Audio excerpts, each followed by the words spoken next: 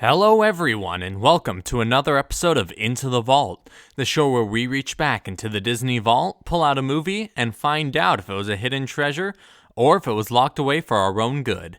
I'm your host, Garrison MacCraw, and I am once again doing a solo episode today, a bit of a minisode, about The Wind in the Willows. A couple episodes back, I did a minisode about The Legend of Sleepy Hollow, and these two films were released together as a package film. I explained all of that in the Sleepy Hollow episode, so if you have not listened to that one, I say go check that out first and then come back here. So I'm not very familiar with The Wind in the Willows. I haven't ever seen it, but I'm very familiar with some of the characters. I know Mr. Toad, of course. I've been on the ride over at Disneyland. And of course the characters pop up here and there in various projects that I'll get into later. But I haven't actually seen this film. If I were to guess, like I normally do on the show, if I were to guess what it's about, I know he loves cars, I know he loves driving. I believe they end up at court at some point. I'm guessing through reckless driving, but I really couldn't tell you a lot of the in-between details of it. So I'm very excited to check this out, get a little piece of Disney history, and then talk some trivia, try to build a new ride for Disney World based off of it, and just have a good time. I'll be right back. And I'm back. I've just finished watching The Wind in the Willows, and I'll just get right into it. So, of course, for the package film portion of this, they do a bit of a narration beforehand before we jump into the story. And it made me realize something. Even though this film was packaged as The Adventures of Ichabod and Mr. Toad, they do Mr. Toad's story first and then Ichabod's after. So they probably should have called it The Adventures of Mr. Toad and Ichabod. So we open up this story. It's about this toad by the name of J. Thaddeus Toad Esquire, who's known as like an adventurer extraordinaire. He's always climbing mountains, and he's very much an adrenaline junkie. But in this montage of various adventurous activities he does, it showed like big game hunting, like him next to, with a, holding a rifle with some tigers. But this is a world of talking animals? So were they talking tigers that he killed? Did he just commit murder? These are the kind of questions I feel like should have got answered on Tiger King, but I did not get any of that. We learn more about Mr. Toad's friends. He has 3 friends. They go by various names. There's the rat, there's the mole, and there's the badger. So we end up at Rat's house, and there's a man, a human man who gives him a letter, a mailman, and this brought up even more questions for me. So this is a world of humans as well, and Rat was rat-sized in comparison to the humans. But the tigers in the montage that Toad killed were like about his size? So were they Toad-sized tigers? I have so many questions, and I need answers, and I need them now. So Rat receives this letter, and it's from the badger saying, hey, can you and Mole come down here?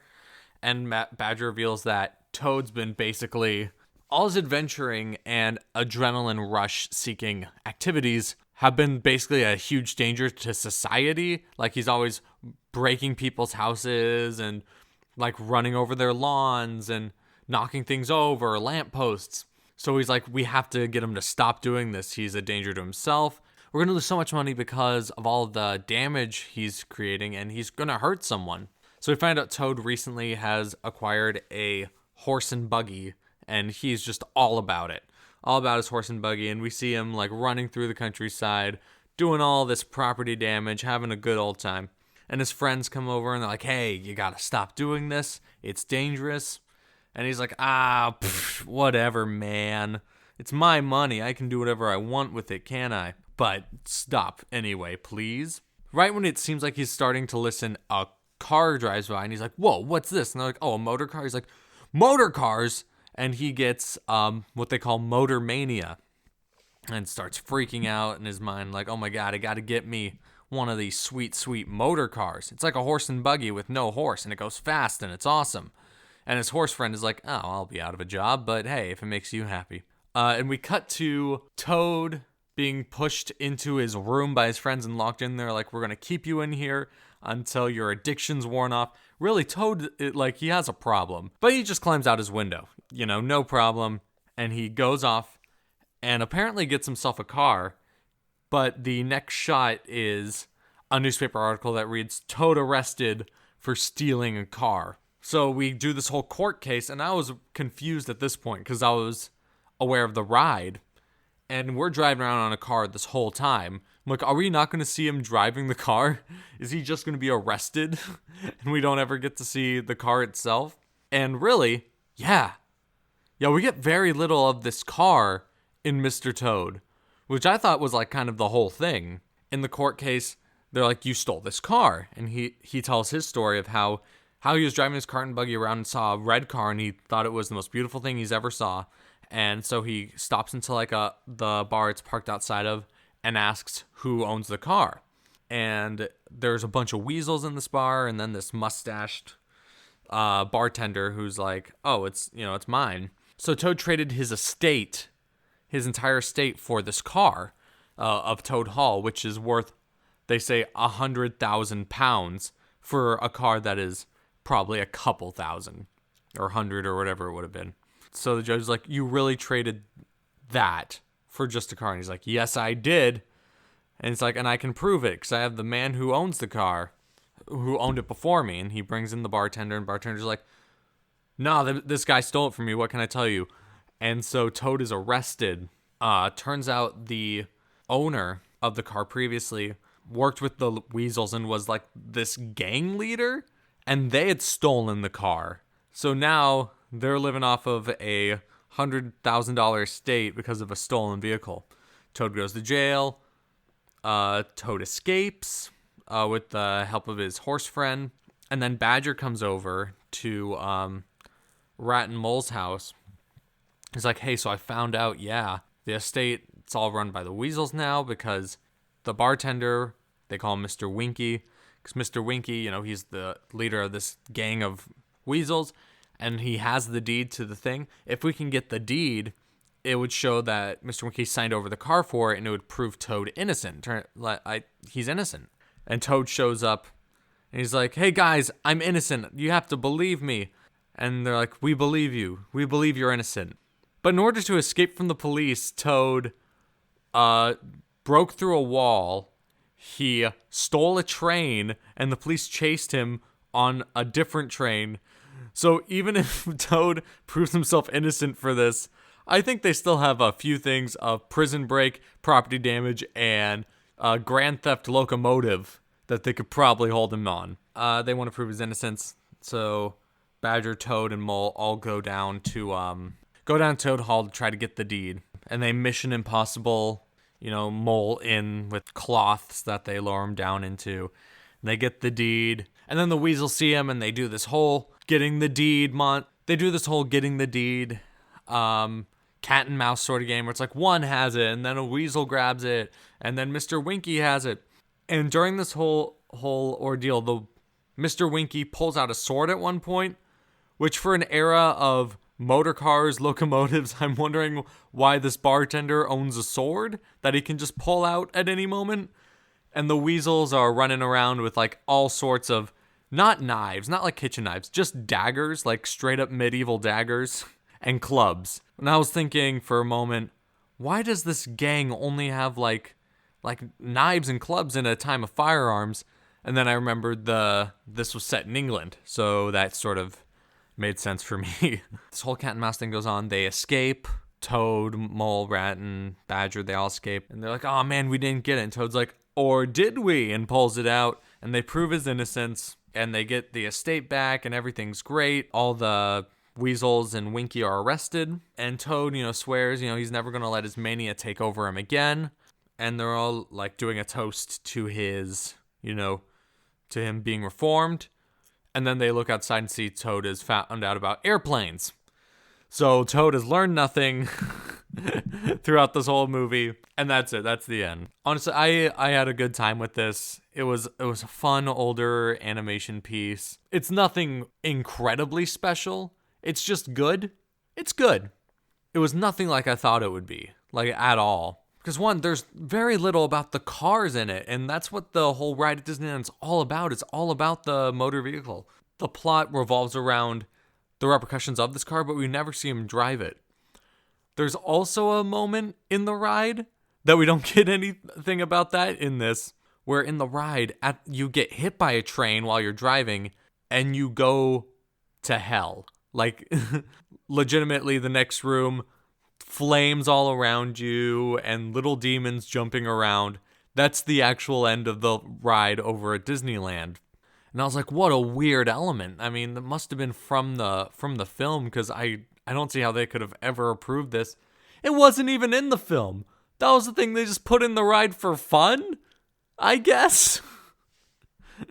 Not this happy ending of everyone hanging out and flying planes. It's like, no, you die. So I know a lot of trivia about this film, and it has a lot of connections to the parks. Obviously, there's the attraction over at Disneyland, but locally for me at Disney World, we had the Mr. Toad's Wild Ride attraction, but it eventually got replaced with the Mini Adventures of Winnie the Pooh. But while you're on that ride, you can still see references to Mr. Toad. In the room, that's Owl's house, like Owl's treehouse. You can see picture frames all over the walls, and you see Mr. Toad handing the deed over to Owl on one of the pictures, and you see the mole tipping his hat to Winnie the Pooh in another one. And then over near the Haunted Mansion at Magic Kingdom, outside of the ride, they have a pet graveyard. They have, like, cats and dogs and all that. But in the back corner, they have a Mr. Toad one. So I guess the Mr. Toad, his spirit lives on in the Haunted Mansion because he's dead. I guess. All his adventuring and tiger hunting finally caught up to him. But beyond the parks, Mr. Toad and all the characters have been used in a lot of Disney's other media. In Who Framed Roger Rabbit, I mean, you can see Mr. Toad in it, but some very main characters are the Weasels. The Weasels, they work for Judge Doom in Who Framed Roger Rabbit. And not only that, the Weasels also are like the bad guys in Mickey Mouse's The Prince and the Pauper. Also in Disney's version of A Christmas Carol starring Scrooge McDuck as Ebenezer Scrooge. They're in the segment where Scrooge is talking to the ghost of Christmas future. And Rat and Mole are charity workers who try to get Scrooge McDuck to donate some of his money to charity during the holiday season. And I believe Mr. Toad's in there as well. I believe he's Fezziwig, but don't quote me on that. Yeah, so these characters have lived long past this little cartoon, and I think they're great. Weasels are great, like, henchmen characters, and I'm very glad they get a lot of play all over the Disney universe. If I were to make an attraction out of this, I know we already have one in Disneyland and had one at Disney World, but my game on the show is make something brand new. I think the Mr. Toad's Wild Ride is a almost perfect attraction, and I wouldn't want to replace that sort of idea. But I think the only way to kind of get anything even equal to that is actually driving the car itself. And I know Indy Speedway over at Magic Kingdom is part of Tomorrowland. It's very out of place nowadays, in my opinion, because the future of, like, space travel and, a lot of things like the aliens and all this in this more sci-fi future world.